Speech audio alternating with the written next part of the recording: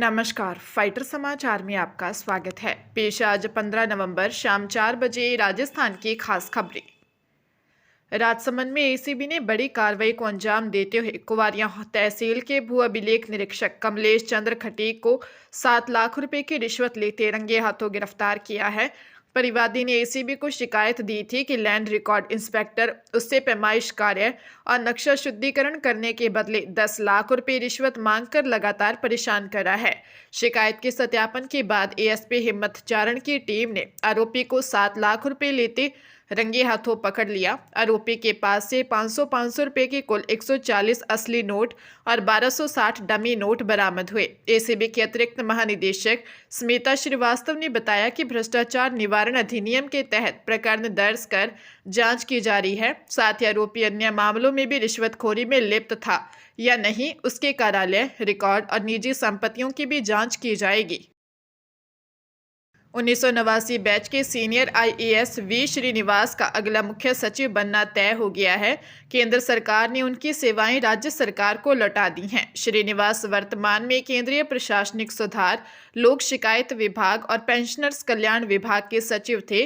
2 दिन पहले ही राज्य सरकार ने उनके नाम पर मुहर लगाते हुए केंद्र सरकार को प्रस्ताव भेजा था। इसके बाद अब केंद्रीय कार्मिक एवं प्रशिक्षण विभाग ने उनको रिलीव करने के आदेश जारी कर दिए हैं। अब राज्य सरकार कभी भी मुख्य सचिव पद पर उनकी नियुक्ति का आदेश जारी कर सकती है। सुधांशु पंत को अब जल्दी राज्य से केंद्र के लिए रिलीव करने की तैयारी है।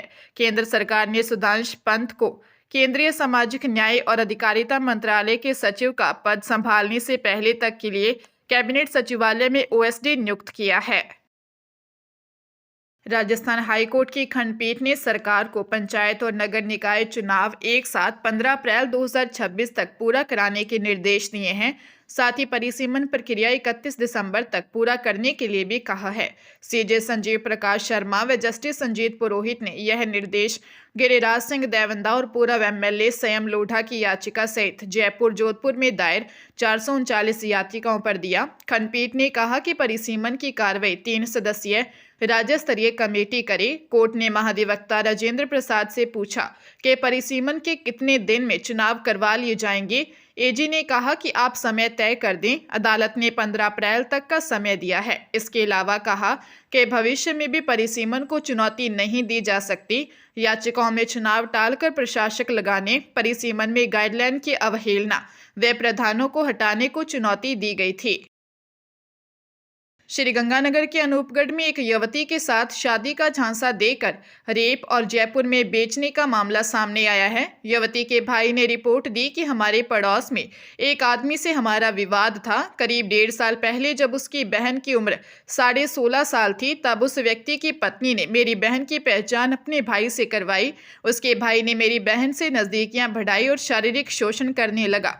जब मेरी बहन 18 साल की हुई तो आरोपी उसे शादी का झांसा देकर भगा ले गया। आरोपी ने उसका रेप किया और नशीला पदार्थ पिलाकर बेहोशी की हालत में उसे जयपुर ले गया। जब उसे होश आया तो एक कमरे में थी और वहां एक अन्य युवक था, जिसने कहा कि उस युवक ने मेरी बहन को बेच दिया है। मेरी बहन ने किसी तरह हिम्मत जुटाकर जयपुर पुलिस को सूचना दी, जिसके बाद पुलिस मौके पर पहुंची और उसे सुरक्षित स्थान पर ले गई। साथ ही बाद में अनूपगढ़ पुलिस को सौंपा। डीएसपी प्रशांत कौशिक ने बताया कि आरोपियों को जल्द गिरफ्तार किया जाएगा। अलवर पोक्सो कोर्ट ने नाबालिग से बलात्कार के अभियुक्त को आजीवन कारावास और 62,500 रुपये के अर्थदंड से दंडित किया है। विशेष लोक अभियोजक प्रशांत यादव ने बताया कि पीड़िता ने 27 सितंबर 2023 को कोटकसिम थाने में रिपोर्ट दी कि एक व्यक्ति देर रात दीवार फांदकर उसके घर में घुसा और कट्टा दिखाकर उसे और उसके परिवार को जान से मारने की धमकी देकर उसका रेप किया। इसके बाद जब भी वह कॉलेज जाती तो आरोपी उसे कट्टे से डराकर जबरन बस से उतार लेता और होटल में ले जाकर उसके साथ रेप करने लगा। आरोपी ने 25 सितंबर 2023 को उसे जबरन बस से उतार कर होटल में ले जाकर उसका रेप किया और उसके अश्लील फोटो व वीडियो बना लिए।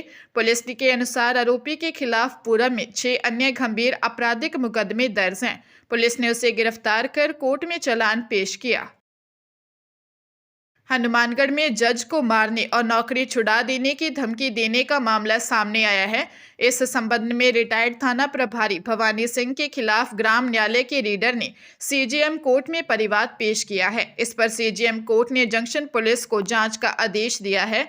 जानकारी के अनुसार वर्ष 2008 में टिब्बी थाने के तत्कालीन प्रभारी भवानी सिंह से जुड़ा प्रकरण ग्राम न्यायालय में लंबित है। प्रकरण में कोर्ट ने बयान के लिए भवानी सिंह को बुलाया।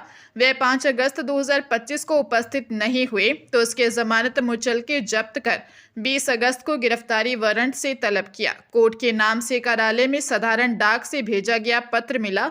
इसमें पीठासीन अधिकारी को संबोधित कर लिखा कि मेरे विरुद्ध गिरफ्तारी वारंट निकाला है, मैं आपको माफ नहीं करूंगा, वो हालत कर दूंगा कि नौकरी छोड़नी पड़ेगी।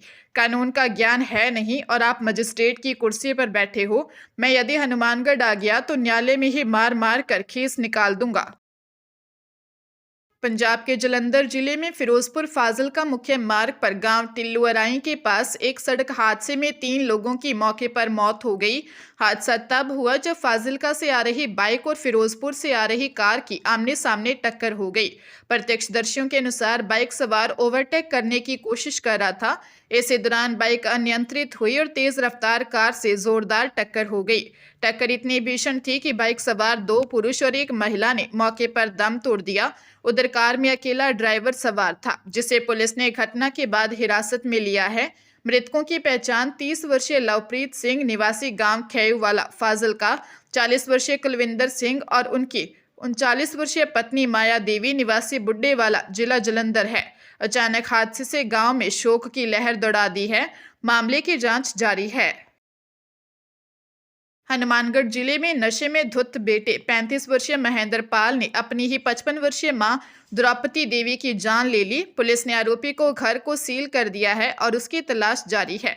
संगरिया थाना क्षेत्र के किकरवाली गांव में द्रौपदी देवी ने अपनी छोटी बहन सरोज को फोन किया था। फोन पर महिला ने बताया कि महेंद्र पाल उससे झगड़ा कर रहा है और मारपीट की है। महिला के भाई मदन लाल निवासी वार्ड 33 हनुमानगढ़ टाउन को घटना का पता चला। उन्होंने तुरंत संगरिया थाने में भांजे महेंद्र पाल के खिलाफ हत्या का मुकदमा दर्ज करवाया। परिवार के अनुसार महेंद्र पाल नशे का आदी और मजदूरी करता था। द्रौपदी देवी का एक बेटा पहले ही गुजर चुका है, इसलिए वह अकेले इसी बेटे के साथ रहती थी। संगरिया थाना प्रभारी अमर सिंह ने बताया कि आरोपी फरार है। टीमें तलाश में लगी हैं। पूछताछ के बाद हत्या का असली कारण स्पष्ट होगा। जोधपुर जिला उपभोक्ता विवाद प्रतितोष आयोग द्वितीय ने फिल्म अभिनेता सलमान खान और पान मसाला कंपनी को कथित भ्रामक विज्ञापन के मामले में नोटिस जारी किया है। आयोग अध्यक्ष डॉक्टर यतीश कुमार शर्मा और सदस्य डॉक्टर अनुराधा व्यास ने यह कार्रवाई चपासनी निवासी गजेंद्र कुमार की शिकायत के आधार पर की है। परिवादी ने उपभोक्ता आयोग से सलमान और कंपनी पर 50 लाख का दंड लगाने, ऐसे विज्ञापनों पर पूर्ण प्रतिबंध लगाने और सलमान से नेशनल अवार्ड वापस लेने की मांग की है। आयोग ने 16 दिसंबर तक जवाब पेश करने के निर्देश दिए हैं। परिवादी ने याचिका में आरोप लगाया कि सलमान खान के पान मसाला के विज्ञापन में केसर युक्त होने का दावा भ्रामक है। यह भी कहा कि पान मसाला उत्पाद मुंह के कैंसर के प्रमुख कारणों में शामिल है। इसके बावजूद सेलिब्रिटी की ओर से इनके प्रचार से आमजन भ्रमित होता है। करनाल जिले के गांव हंसू माजरा निवासी एक व्यक्ति से अमेरिका भेजने का झांसा देकर 16,50,000 रुपए की ठगी का मामला सामने आया है। गांव हंसू माजरा निवासी कुश मंडाण ने एसपी को दी शिकायत में बताया कि उसकी पहचान अमेरिका में रह रहे साले गौरव के माध्यम से अंबाला कैंट निवासी संदीप चौहान से हुई। 29 सितंबर 2024 को संदीप ने व्हाट्सएप पर संदेश भेजकर कहा कि वह उसके परिवार को कनाडा या अमेरिका का टूरिस्ट वीजा दिला देगा। आरोपी ने वीजा प्रक्रिया में 25 लाख रुपए का खर्चा बताया। 7 अक्टूबर 2024 से लेकर 17 दिसंबर तक अलग अलग बारी में कुल 16,50,000 रुपए भेजे। पुलिस अधीक्षक करनाल के निर्देश पर थाना इंद्री में मामला दर्ज किया गया है।